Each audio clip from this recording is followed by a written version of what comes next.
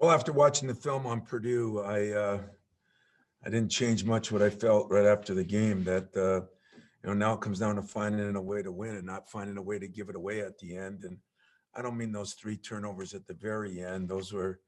It was kind of the plays in the middle. Another couple of missed free throw cutouts, which I think you have control of. Another couple of missed free throws, which you semi have control of. But the effort was there for the most part. We put ourselves in a position to win a game. And now we got to find a way to do it. Saturday's game is the first of 4 games next week, so the road doesn't get any easier, especially in this conference where there's nobody and no way to get what I would call an easy game. But we also have great opportunities. As far as Indiana goes, they've won 3 of their last 4 games.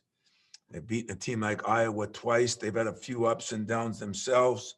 They have 3 players scoring in double figures and then 5 that are very close in the league in double figures, led by Trace Jackson, who has turned himself into a very, very, very good player as time has gone on here. He's very good in the low post. He's become a pretty good passer.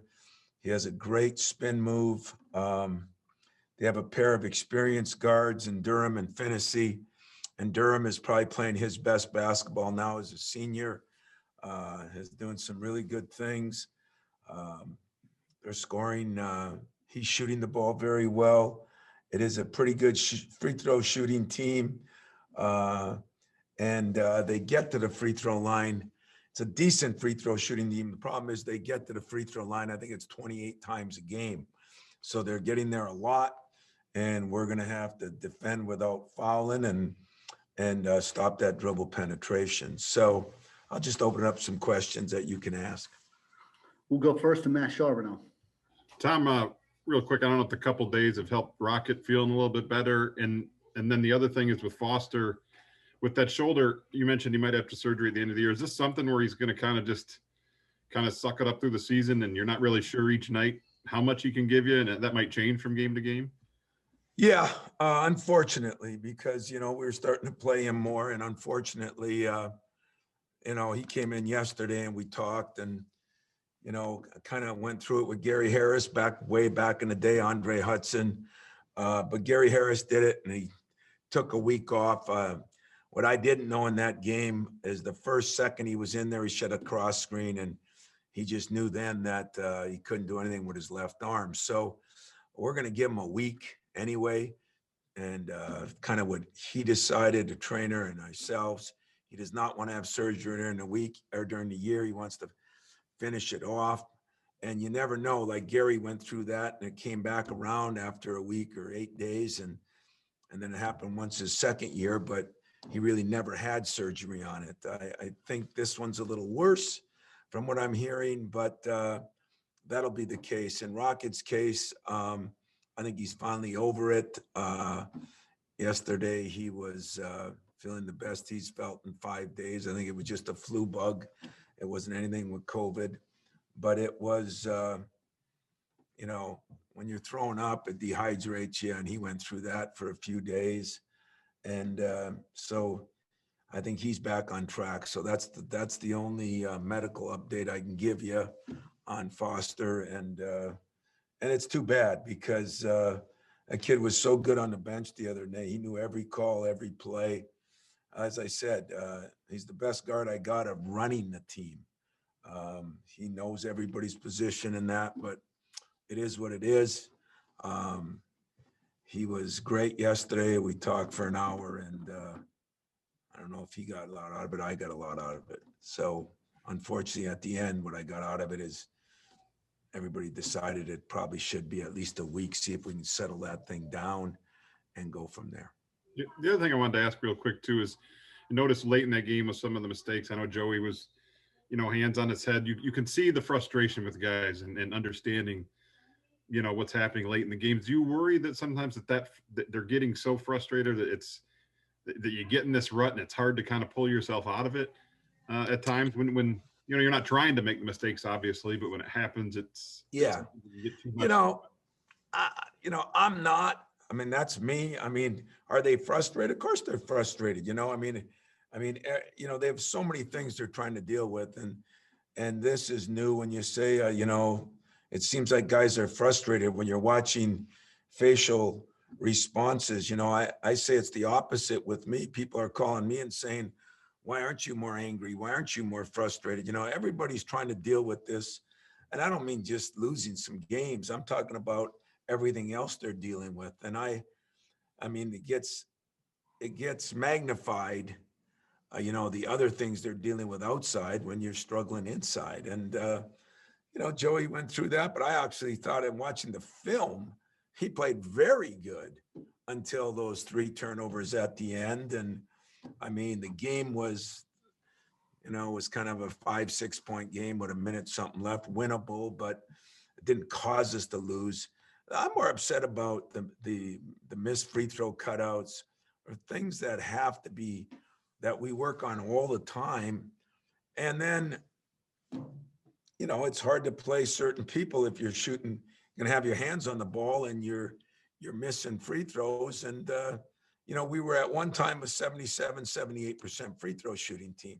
So it's there. It's just, hey, that's what losing does to you. It brings you down a little bit. I mean, do I worry I'm losing it or losing them? I'm really not worried about that. I'm worried that there's frustration. There's frustration by everybody. Hell, you guys are frustrated. Every fan's frustrated. Not just the way it works. And then everybody's trying to pick apart what you could do better. And that's understandable. We'll go next to Lindsey Huddleston. Hey, Tom, when you last talked to us the other day, you kind of alluded to that underbelly of college basketball, developing kids. High school basketball is in full swing right now. Can you talk about the disconnect that happens between a great high school player and the potential difficulty of that development part for them on a collegiate level? Well, I think, Lindsay, that every coach I talk to is concerned about that because, it's almost like workout guys are more important than anybody now. Can I do and one stuff? Can I dribble it every which way and do this and do that? Can I make a Euro step? Can I, how about just being able to make a free throw, or a good 2-hand chest pass? There is a disconnect, and there's no question about it. And I think coaches all over the country are worried about it.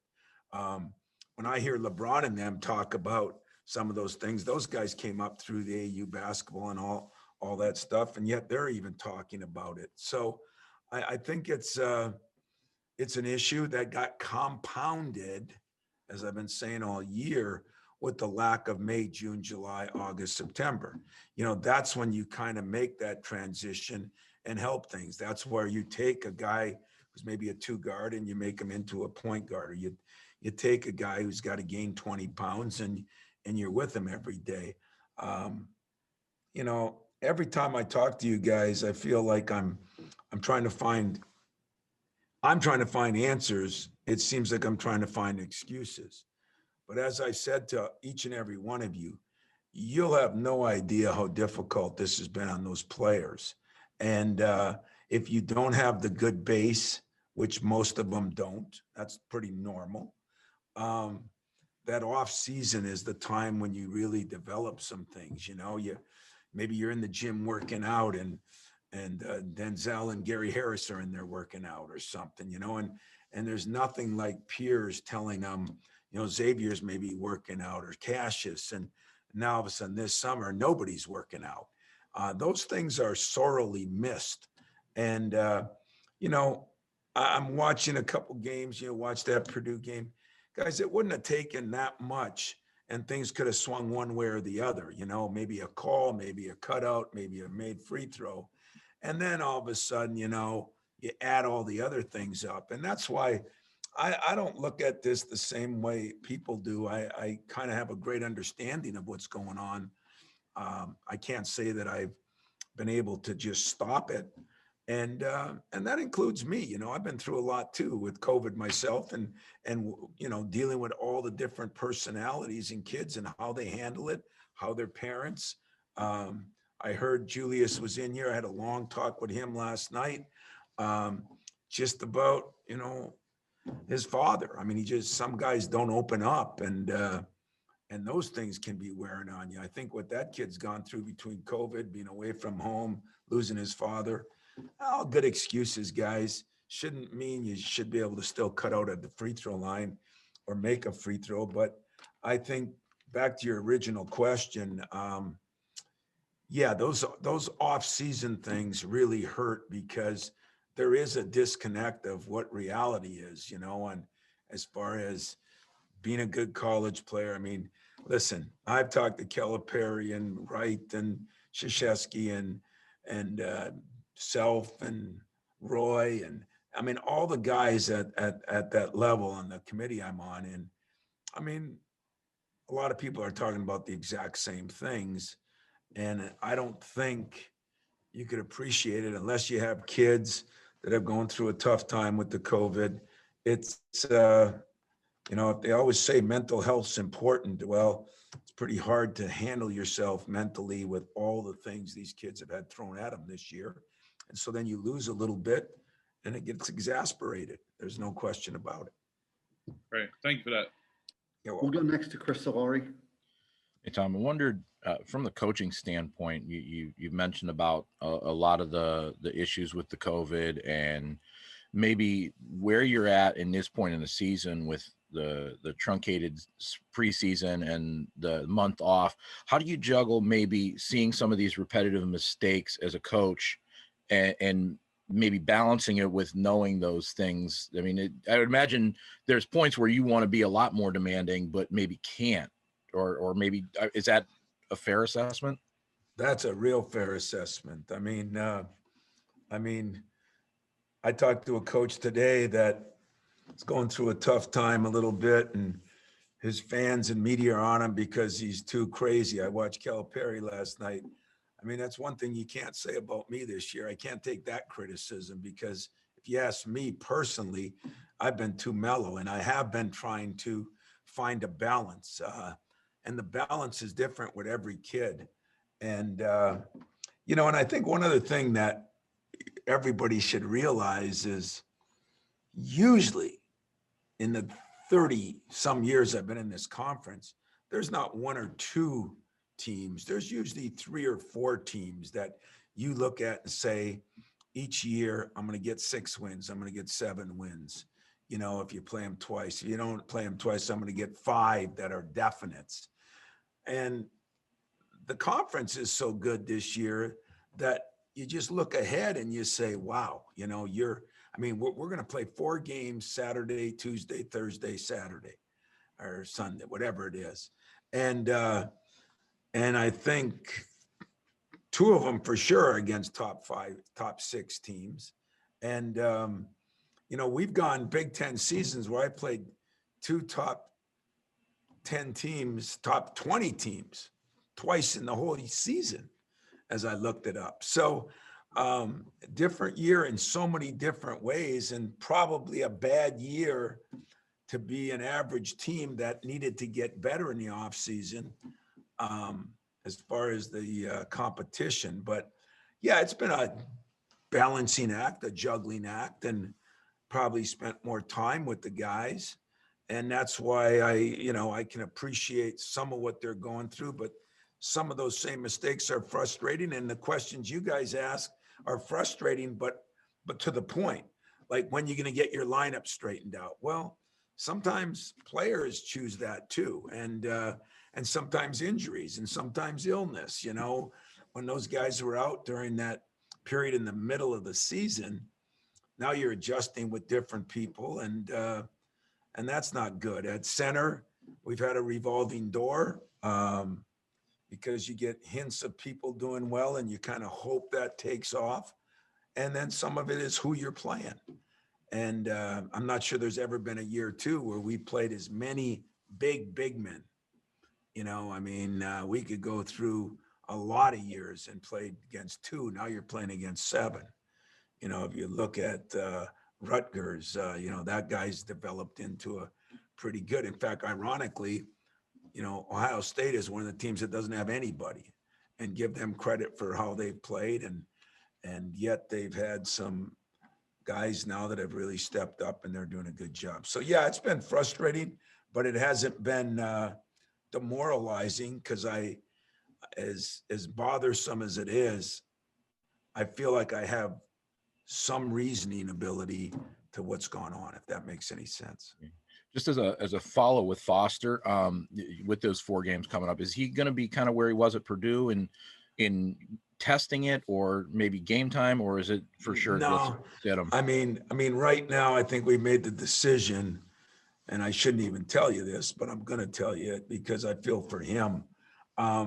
He just needs a week to see if he can get that thing settled down. I mean, he said the first screen he sat the other day, and like I said, the earliest or the more recent guy I've dealt with was Gary, and I know what that was like. And we did rest him, I think 3 games, maybe both years, for sure 1 year, and it helped him a lot. So you don't know where that's going to go, but I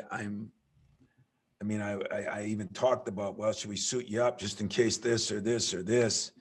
But for a kid who wants to play every minute of every game, for a kid who is tough enough to play through injuries, for him to come up to me during the game and say that, I knew his arm was not good, because I have great respect for his toughness and his wanting to play. Even now, there's some guys that just get surgery and he doesn't want to leave his teammates. He doesn't want to, feel like he's bailing out on a season. So he's not going to do that. We're just going to give it a week. What does a week mean? Does it mean next Thursday he could possibly play? Does it mean it won't be till the weekend, or would it be after the 4 games? That I don't know yet, but I know it won't be this weekend or Tuesday for sure. Go next to Kyle Austin. Tom, you guys certainly aren't alone in being kind of a name brand, traditionally strong college basketball program that's kind of having an off year here. Wonder, do you see that as coincidental when you see, Duke struggling, Kentucky struggling, or is there something to this year that's maybe making it a little bit more difficult for some of the programs of that caliber? I did laugh because I've talked to both coaches more than a few times, and similar combinations of things. The one thing that I think we've had worse is I think our conference is a lot stronger than those two. But I also think, we've had the COVID in the middle of the season that really set us back a little bit. And neither one of those have had to deal with that so far. So there's similarities and differences, but, Carolina's not feeling great about themselves either, and they're a little bit ahead of the rest of us. But yeah, everybody's kind of going through the same questions. You look at what happened at Duke now. Their star player leaves early, and that never happens at Duke in that situation. And hey, it's a new day. We're all going through some new things, and I ran into one team that called us about a player that left them. And I said, why did he leave? He said he just couldn't handle being away from home, dealing with this COVID thing. And that was the only reason. Nothing bad to say, nothing this or that.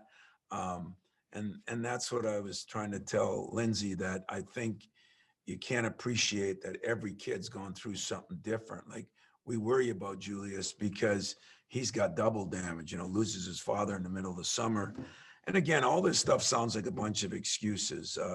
If we won 1 or 2 more games in certain spots, like we were talking about the Purdue game at home, you have the game won. If you win the game, you got COVID the next day is when it hit us. 2 days, I think it was the 10th of January, 12th of January. Well, hell, we were ranked 23rd.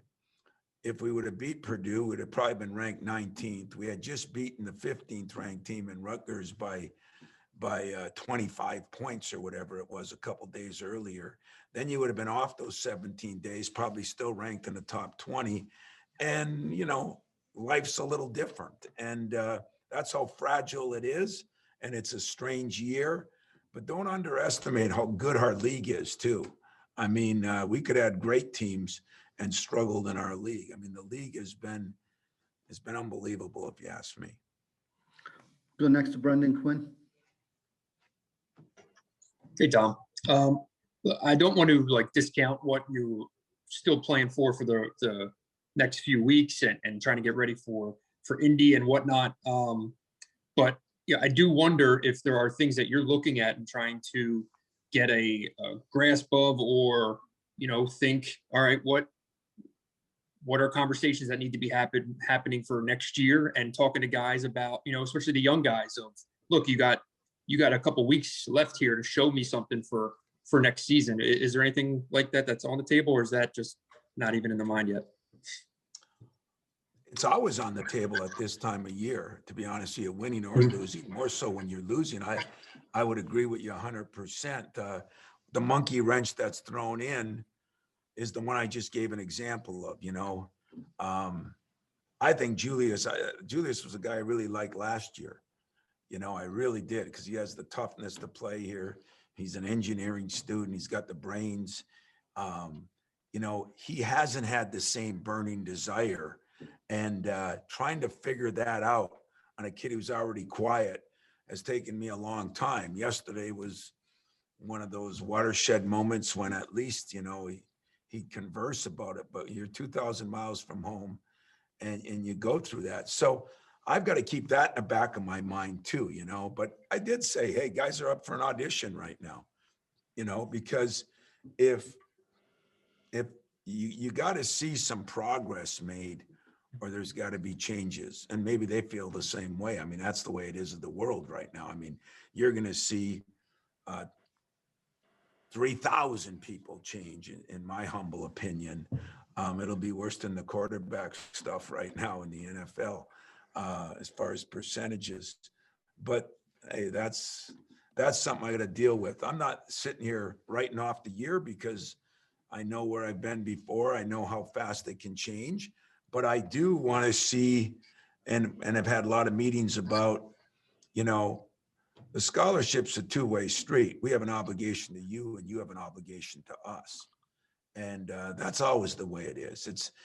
They're trying to not make it that way, you know, give a kid a 4-year scholarship, you know, let him do whatever he wants. And that's kind of the problem too. You know, that's a societal problem that I think we're in. Somewhere in the middle, there's a happy medium, but I feel very comfortable about what we've talked to our players about. What I don't feel comfortable about, Brandon, is how much that all this really affects some guys, and young guys. You know, one thing I think we haven't, you know, we've had really strong leadership over the years, and it's not as strong this year. That's not an insult to Aaron or Josh. I mean, Josh is trying to play after not playing for 2 years. Aaron's trying to accept a new role. It doesn't always work that way, but they're not the same place. And so, you know, leaders lead people. And when you don't have that as maybe good as you've had it, you know, there's going to be residual effects. And so there's so many different things, COVID in general, not having the summer, and then going through it in the middle of January, the middle of the Big Ten season. I think semi gets underscored. And yet when I sit there and talk to the guy at Purdue after the game, as I told you, Sasha, you know, he hasn't scored a point since he's come back. He was their second leading scorer. And, you know, getting it is a little more difficult. Missing practice is one thing, but having that rundown feeling is another. A staple of this program's been seniors, and having guys who have in their 4th year in the program, and they'll sometimes break out in the second half of this year, right? You don't have that right now, obviously, with Josh, but he was coming back from his own circumstances. What toll do you think that took in the big picture of not having, you know, a 3-man senior class like you do normally have?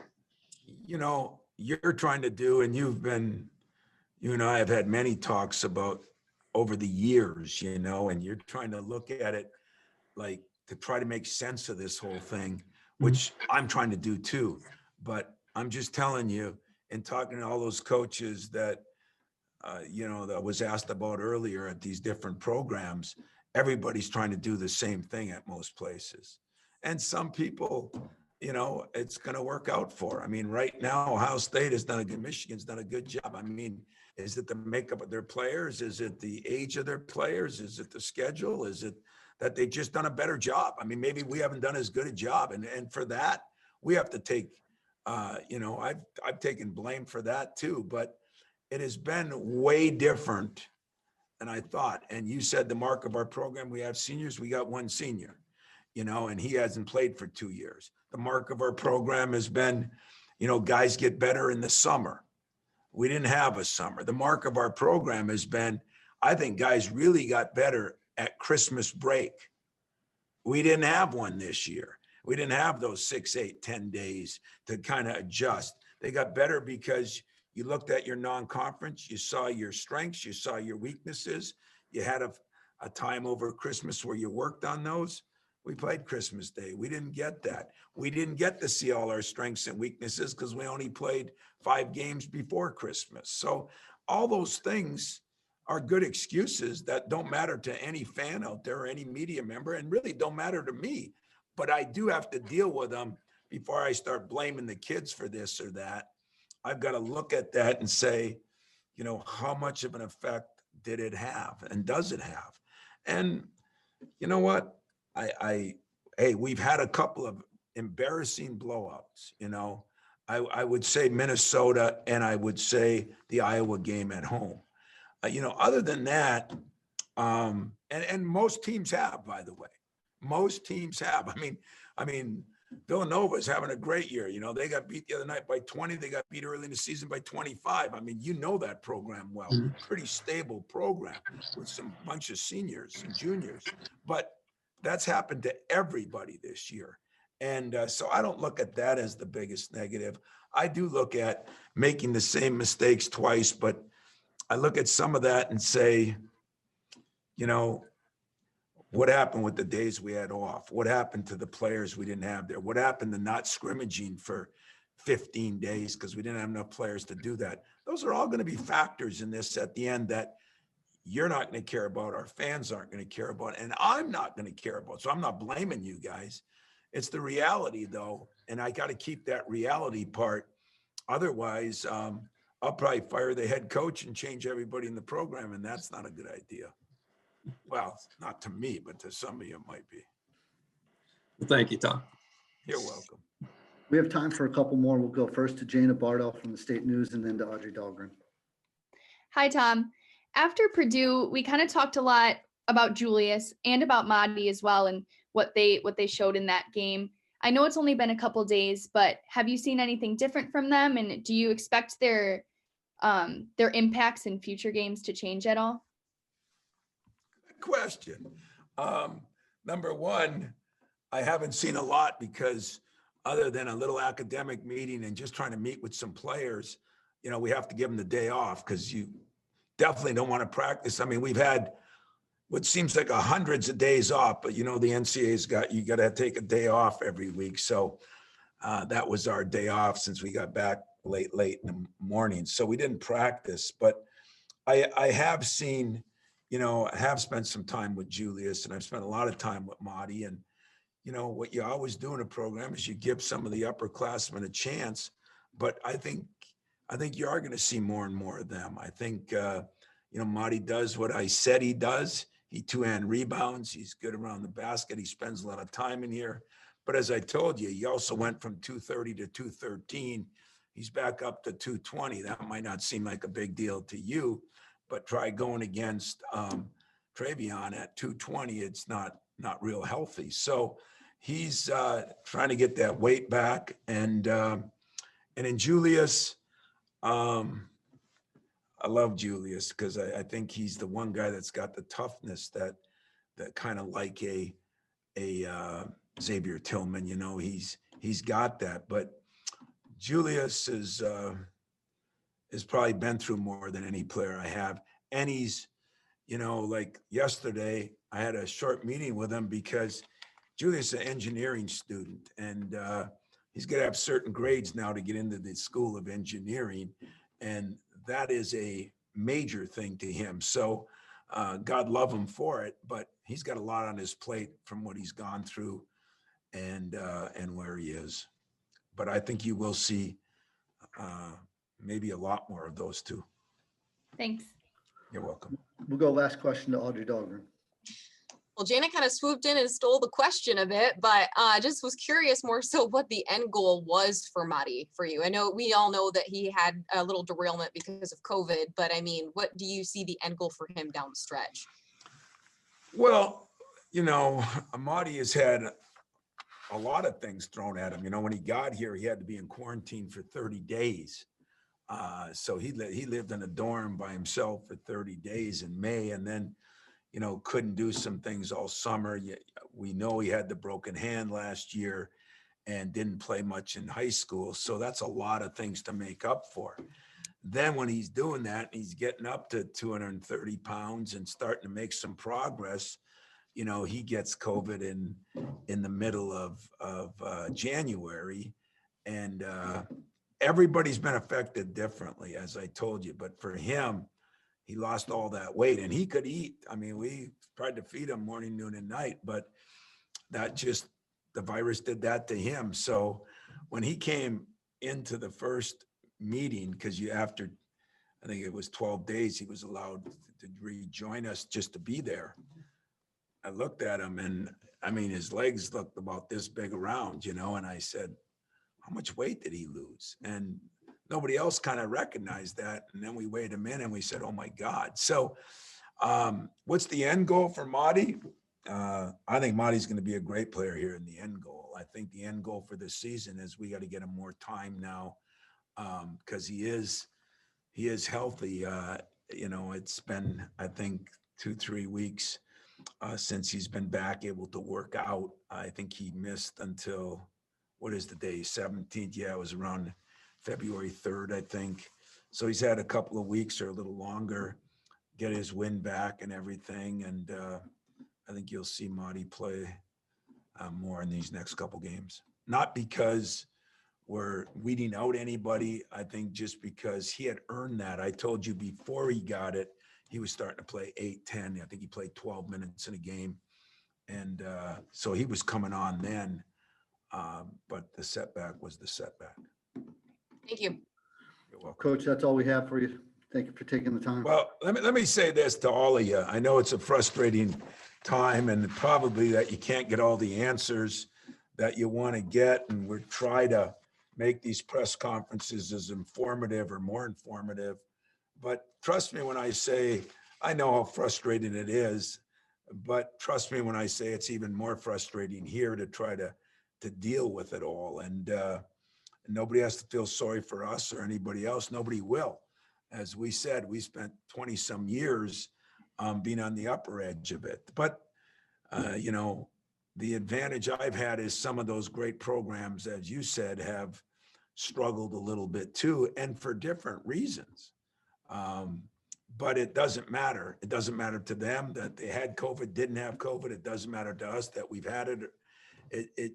It really has been the whole 11 months since last year that has been difficult. And I think whoever said it, whoever asked me the question, when the base, I think the base of our program has not only been senior leadership, but the base of it is getting better in the off season and then getting better at Christmas.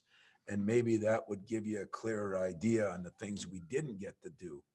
Should it still have stopped us from getting a rebound or getting a pass in or making a free throw against Purdue the first time, or, you know, some other things that have happened? And there's only been a couple of them. I think that's true. And when I look at it, I look at this schedule we've had, I look at the one coming up, and I say, wow, you know, maybe in my 30 some years, we've never been in that. So you put all those things together, and they're good excuses, and don't write them as excuses. There's some facts, and yet when it's all said and done, a coach should be able to get a guy to cut out a person on the free throw line. Coach should be able to get a guy to not go 0 for 4 from the free throw line. A coach has to do his job too. And there's no question that I blame myself every night for some of it, but the roof hasn't caved in. I mean, this is a unique year that is like no other, as Jim Nance would say. And we're going to try to finish it out as strong as we can and see what happens, because I don't think anybody knows what's going to happen. There's a good chance some teams are still going to get it. And when that happens, that could change things for us. It could mean we don't play as many games, or it could change things for tournament time. There's so many factors, variables out there right now that it is hard and it is frustrating. And I can imagine from your side, but rest assured, we're trying to give you the best insight as we can. I think I've been pretty honest on injuries, on different things. And your questions, be very honest with you, have been good. I mean, you guys are trying to figure it out too, but some things just can't be figured out because common sense doesn't play a role in some of these things. So we'll keep working at it. I appreciate it, and keep the pressure on us. We need that pressure on us, to be very blunt and honest with you. And we're gonna have to learn how to deal with it. I told our players, you can get through this, you can get through anything, because life will get tougher than losing a game or two in college. I promise you that. And those of us that have graduated know that's a true statement. So take care, gang.